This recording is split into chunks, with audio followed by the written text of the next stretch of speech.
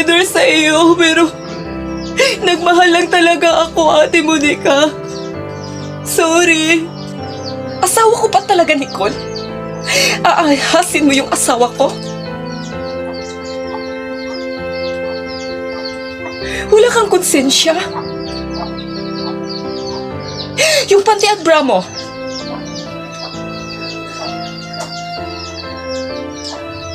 hinubad mo sa harap ng asawa ko? Ganun ba? Ganun ka ba kadlandi?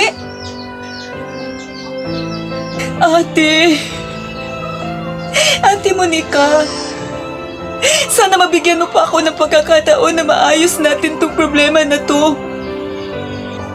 Anong pagkakataon, Nicole? Akala mo ba bibigyan pa kita ng pagkakataon? Ilang beses na kitang pinatawad. Naalala mo noon, mga bata pa tayo?